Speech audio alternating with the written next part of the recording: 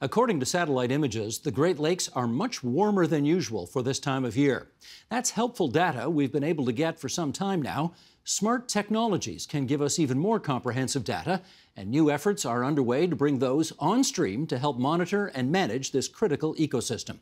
With us for more, and as is our custom, we're going to introduce our guests from furthest away to closest to our studio, starting in our nation's capital with Mark Fisher. He's the president and CEO of the Council of the Great Lakes Region and the Canadian co-chair of the Common Strategy for Smart Great Lakes Leadership Team. In Ann Arbor, Michigan, the American co-chair of that strategy, Kelli Paige, who's also CEO of the Great Lakes Observing System. In Windsor, Ontario, Dr. Aaron Fisk, professor and Canada Research Chair of Trophic Ecology at the University of Windsor's Great Lakes Institute for Environmental Research. And in Keene, Ontario, that's just east of Oshawa, Barbara Moktthewenkwe Wall, assistant professor at Trent University's Indigenous Environmental Studies and Sciences program and a citizen of the Potawatomi Nation of Shawnee, Oklahoma. And it's great to have everybody on our program tonight for, this is a subject we've returned to many times on this program, the Great Lakes, because they are so crucial to our health and future. So, Kelli Paige, start us off here. Making the Great Lakes smarter. Where did this idea come from in the first place? Sure, thanks. Well, the organization that I work for, the Great Lakes Observing System, or GLOS, we're primarily funded through the U.S. federal government to help make data that's collected in the Great Lakes through research and monitoring more broadly available to the public. And over the past 10 years, as we've been doing this, we've noticed a couple of trends. First, there's just a greater demand for data and more complex data analysis. It's not enough anymore to know what the temperature in the water is or how high the waves are. People understand that there are things like harmful algal blooms and emerging contaminants like PFAS that could potentially contaminate their water. We've also seen that people prefer to access data through their mobile devices. They don't want to go to a desktop computer and look up information on a website. They prefer to have an alert or even a push notification letting them know what's going on. So it's similar to how you might walk by a Starbucks and get a notification that there's a sale on lattes. You know, that's how people are expecting to interact with their environment. And we thought, you know, there are smartphones, smart appliances, even smart cities. Why not smart Great Lakes? And has there been much uptake on it? Absolutely. So we reached out to other organizations who we knew were also facing similar challenges reaching their stakeholders, and were interested in taking advantage of these emerging technologies. And so we worked with Mark Fisher and his group, as well as the Cleveland Water Alliance, to make this idea spread throughout the region. And we just so happen to have Mark Fisher right here on this same program to tell us why he decided to get on board after he heard about this. Go ahead, Mark. Yeah, thanks, Steve. As we think about the region, it's home to 107 million people across the Great Lakes mega region. That's 8 states and then the provinces of Ontario and Quebec. It's a significant regional economy that represents roughly 30% of Canadian American economic activity and employment, or 52 million jobs. But at the heart of this region, as we know, are the 5 Great Lakes. 21% of the world's surface fresh water, 84% of North America's surface fresh water. In fact, it's the largest freshwater system in the world, supporting every aspect of our natural environment and our way of life. But it's a finite freshwater system. Only 1% of the waters of the Great Lakes are renewed on an annual basis by precipitation, runoff, groundwater. And as Kelli mentioned, it's under tremendous stress from rapidly changing climate to invasive species, chemical, plastic, nutrient pollution to increased urban sprawl. What's troubling is that the environmental stressors we face are growing at a rate that is outpacing our ability to understand them fast enough, limiting our ability to sustainably use this resource and to protect our environment for future generations. We think that the Common Strategy for Great Lakes, for the first time, sets out a binational roadmap that we think is necessary for solving these issues across the Great Lakes in order to, really develop the information systems that will improve the way people learn about and respond to environmental change, how we inform critical policy and management decisions, but also how do we accelerate science and innovation as it relates to the Great Lakes. Well, let's find a little bit more out about this roadmap. Aaron, smart technology in this case specifically means what? Well, it means a lot of things. There's certainly been a real increase in the technology that we have available to us, and because of cellular networks, because of satellites, we also can now make that real time. And there's been a real push to be able to put equipment out in the water, like buoys that float and have sensors on them, or, autonomous vehicles like gliders that move through the Great Lakes and the oceans for that matter. And so all of these equipment are out there collecting data continuously, which is a really important point. In the past, when you wanted to study something like a harmful algal bloom, you had to go out on a boat and collect water.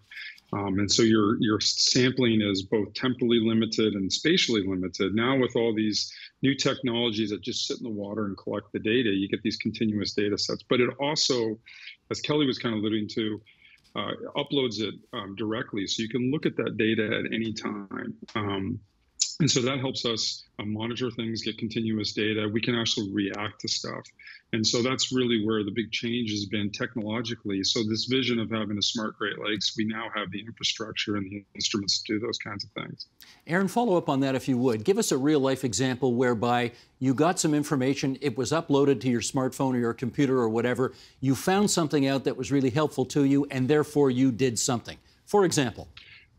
Yeah, so we actually have a large project right now that's being funded by the Union Water Supply here in Leamington. They provide all the water to Southern Essex County and the greenhouse industry in Southern Essex County, which is the largest in North America and one of the largest in the world. So when they're taking water in, I don't think people realize how complicated treating water and providing it to the public is and how important it is.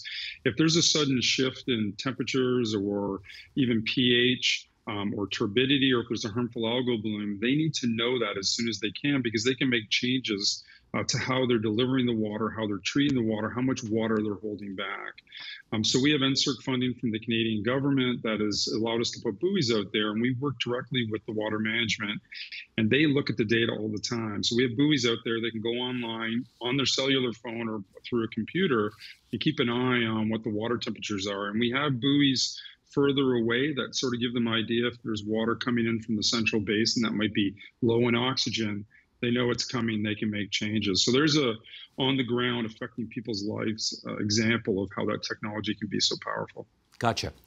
I read Mark and Kelli's report, and I note right high up in the report is an acknowledgement that for thousands and thousands of years, Indigenous people who have lived in and around the Great Lakes have been excellent stewards of them. And Barbara, I guess that's where you come into this conversation.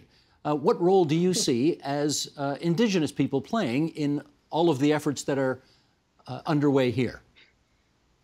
Well, Steve, as you said, the Anishinaabe and the Haudenosaunee Confederacies and other Indigenous nations have been living in relationship with the Great Lakes since the time the lakes were formed, right? And long before colonial and political borders were drawn.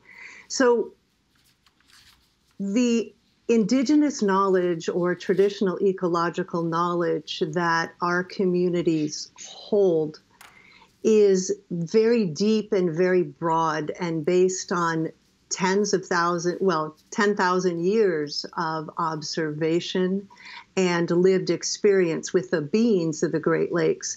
So when you start to bring in this Indigenous ecological knowledge, you start to get a bigger picture and a deeper understanding and kind of different data than smart technology can access. Well, that's what I wondered, because the Indigenous knowledge is passed down, century after century, millennium after millennium, whereas this sort of smartphone technology is all very modern and state-of-the-art. And I wonder whether these two very different types of knowledge can work together to the benefit of the public. And if it can, explain how. Well, certainly it can, because we get the way I like to describe it is if we look at Western scientific data, it's, I guess, imagine a two-dimensional circle, and you have a two-dimensional circle of Indigenous knowledge, and when you bring them together, you see the whole picture. You see all of the beings that live in the Great Lakes. You see all of the different stories, lived experiences of fishers, experience of boaters, and people protecting the shoreline. And when you bring those two circles together, all of a sudden you have this sphere that you can actually kind of hold and turn in your hands and look at the Great Lakes and the environmental issues and the technologies from all directions. And you can consider data and knowledge together. Well, Kelli, I wonder if I could get you to follow up on that insofar as I am very curious about how these two different kinds of information systems, how they can work well together. I appreciate that Indigenous knowledge may go back millennia, but you guys have got sort of satellites and dealing in that kind of way. And how do these two very different worlds work together? Yeah, I mean, I think that that's part of what I want to explore and, we hope to achieve through the Smart Great Lakes Initiative. It's not just being smart from a technology perspective. It's really thinking about that full definition of smart, being more knowledgeable, finding the most efficient and impactful approaches that you can take. For me, that includes, obviously, including the Indigenous perspective and knowledge. And so one of the things that GLOS is doing to help advance this idea is funding some projects first to support the development of an Indigenous strategy complement to the Smart Great Lakes Common Strategy to see where we can, merge the best of both approaches to help us, achieve a more enriching understanding. The other project that we're supporting is a specific research project in Lake Huron where they're doing underwater bathymetric surveys using smart technologies, but also combining that with traditional observation and community-based knowledge. It's a two-eyed seeing approach, and we hope that through pilot projects like this, we'll be able to learn more about how we can complement each other's efforts. Okay, that's where we're going to go back to Barb now with a real smart aleck question, which is, we're hearing all that. I mean, that's good stuff. What Kelli just said is good stuff. It sounds respectful. It sounds like an attempt to really bring these two very different cultures together. But Barbara, there is a kind of an arrogance of technology, which is it's so modern, it's so state-of-the-art, it can solve everything. And I want to know whether you really believe at the end of the day, Indigenous knowledge, Indigenous heritage, history, etc., is being respected and applied in this situation. Most certainly it is. Kelli just gave a great example of that Lake Huron project. I am part of a research project here at Trent University within the Indigenous Environmental Institute.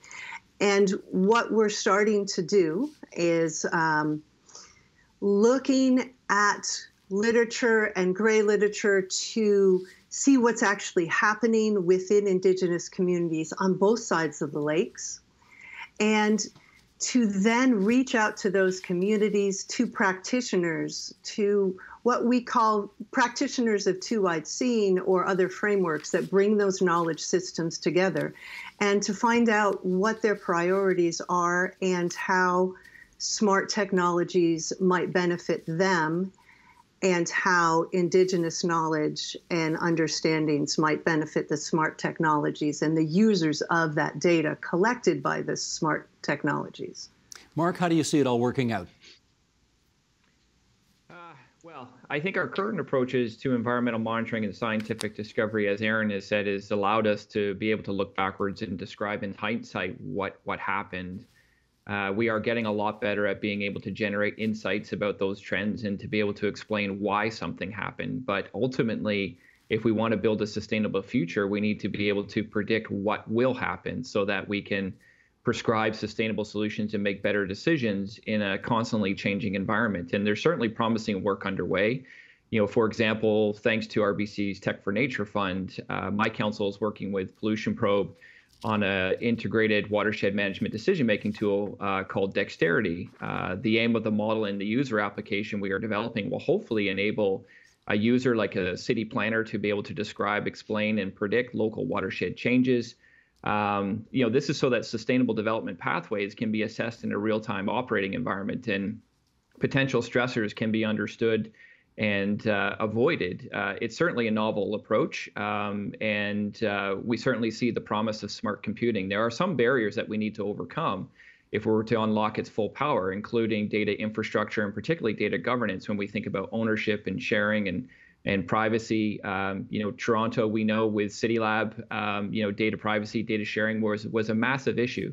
So we certainly hope that through the common strategy for Great Lakes, we can start tackling some of these issues. And I think to Barbara's point on the Indigenous side, in many respects, our Indigenous First Nations have been, predicting the future, because they incorporate decision making for 7 generations. And so in many respects, they've been sort of adopting the approaches that we're trying to adopt with smart technology, but doing that in a traditional environmental knowledge way for generations. And I think there's a lot that we can learn from them.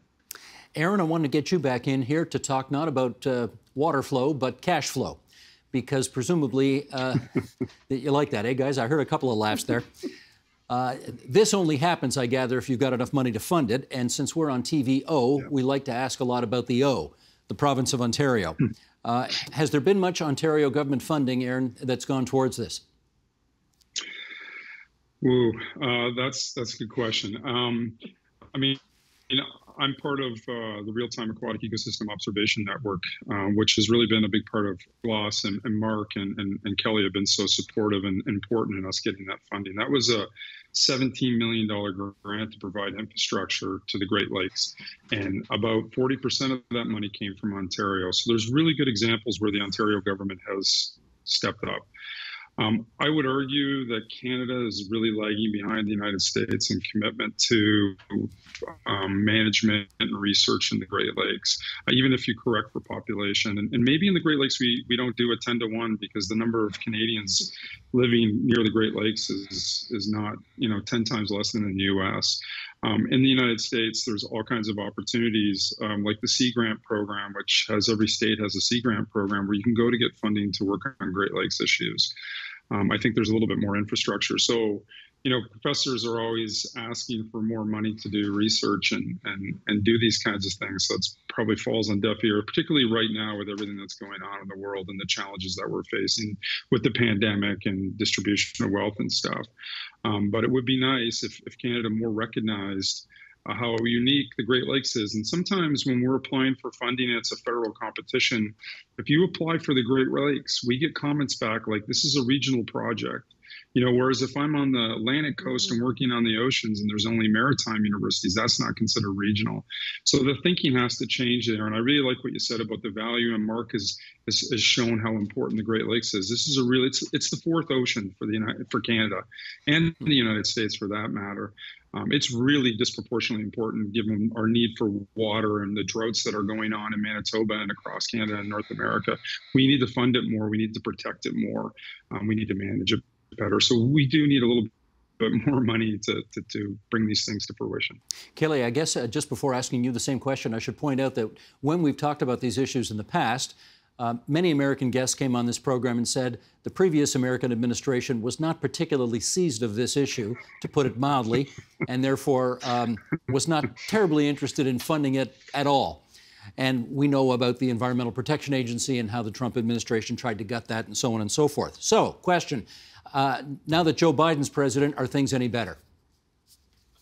Well, yeah, Congress miraculously passed the infrastructure bill. And so we're all incredibly excited for that because it's obviously going to put, a lot of resources into updating infrastructure, in all sectors, including drinking water, wastewater. So this is, just an incredible opportunity for us. Specifically in the infrastructure bill, there was $150 million for Oceans, Coast, and Great Lakes Observing, which we were thrilled about because, again, this is one of the biggest increases our program has seen, in the 10 plus years that I've been working at GLOS. But the reality is that that 150 million, even though it sounds like a lot of money, and it is a lot of money, it's going to be divided across the country. So how much of that is actually coming to the Great Lakes still to be determined. And then, putting it into perspective, we did a study about what it would cost to modernize the lake bed maps of the Great Lakes, bringing everything to comprehensive, high-resolution bathymetry. And that activity alone is estimated to cost $200 million. So, the investment that was just made through the infrastructure bill isn't even scratching the surface of what we really need to make sure that we have that foundational environmental monitoring that we need to be, proactive, as Mark and Aaron were talking to, instead of, always reacting to the emergency of the day. In which case, Kelli, are you getting and or expecting some help from the private sector in all of this? I hope so. I really see the vision of what we're doing at GLOS in terms of helping. We should just say, you keep saying GLOS, and this is an acronym-free zone. So Great Lakes Observing System, just so everybody knows what GLOS means. Okay. Yes. So, at the Great Lakes Observing System, we are working on helping to bring all of these disparate data sets together and available through our IT platform, or information technology platform called Seagull. The purpose is not just to, provide access to that data via our website, but also to develop the back-end technology solutions so that you can access it through an app, probably developed by third-party private sector app developer who can get that information, to everyday people in the ways that they want to consume it. So, there definitely needs to be investment on behalf of the private sector to help make sure that these technology solutions are effective and reaching the people they need to reach. Okay, Mark, we just heard from Aaron earlier that the Ontario government ponied up $17 million, but he suggested the federal government in Canada was being a bit of a laggard on this. How come? What do you think's going on? Well, I think just to put it in perspective, right now under the Great Lakes Restoration Initiative, the United States spends roughly $350 million a year, growing to $450 million a year over the next 3 to 4 years. The infrastructure bill, as Kelli mentioned, is adding an additional $1 billion over 5 years to support Great Lakes restoration. Canada, through its Freshwater Action Plan, and this is for the entirety of the country, spends about $75 million over 5 years. So that's about $9 million for the Great Lakes. So we are way behind where we need to be in terms of protecting the largest freshwater system in the world. The Trudeau government did campaign on a more ambitious, strengthened Freshwater Action Plan, $1 billion over 10 years, which is a start. They're talking about creating an independent Canada Water Agency, which I think is a start in terms of collaboration with our provinces, our territories, our Indigenous partners, universities. So there's high potential to do a lot more. And we'll have to see what the speech from the throne and the budget say in the coming weeks. But we certainly hope that Canada will start paying attention to the Great Lakes. It is the 50th anniversary of the Great Lakes Water Quality Agreement next year. All these programs are sunsetting. And so I think this is a perfect opportunity to really catch up and be a leader in freshwater science and innovation and management where we were in the 1970s. 50th anniversary sounds like a perfect opportunity for politicians to cut some ribbons, and we know they like to do that, yes? Yeah, I agree. I see heads nodding. Okay. Barbara, let me get you back in here. I've heard this expression before, and I wonder if you could just help us understand it better. A two-eyed seeing approach. What does that mean? Well, it's an analogy and a framework, both. It's a way of acknowledging the gifts of traditional ecological knowledge with one eye, and the gifts and the strengths of Western science with the other eye. And the ideal situation is to be able to use both of those eyes and to use both of those knowledge systems together for the benefit of all. It's a framework that was developed by Albert Marshall, Mi'kma'ki elder, back in, I think back in the early 2000s. And there's other frameworks that parallel and that use different kind of cultural terms and grounding to all bring together those knowledge systems, not to blend them, but to recognize the strengths from each one of them and look at, the environmental challenges, the environmental issues from both perspectives. Gotcha. Our time has really flown by here. We're down to our last minute, and so, Aaron, let me put this to you. This seems like a very sensible emphasis upon which to focus our efforts on the Great Lakes. But you know there are going to be some people who are saying this potentially could be a lot of money focused on very high-tech solutions which don't actually deal with the original root problems that you guys are all trying to solve. What would you say to those critics? Well, I mean, we've done well with some things in the past, you know, with pollution in the 60s and 70s and the dying of Lake Erie. That was almost a simpler issue that we were dealing with. We had point sources. Things are really complex right now in the Great Lakes and all ecosystems, particularly with climate change is this overriding powerful force. And things happen, Mark and Kelly both alluded to, and even Barbara did, about how quickly things are changing. We really can't deal with how quickly things are changing without better data.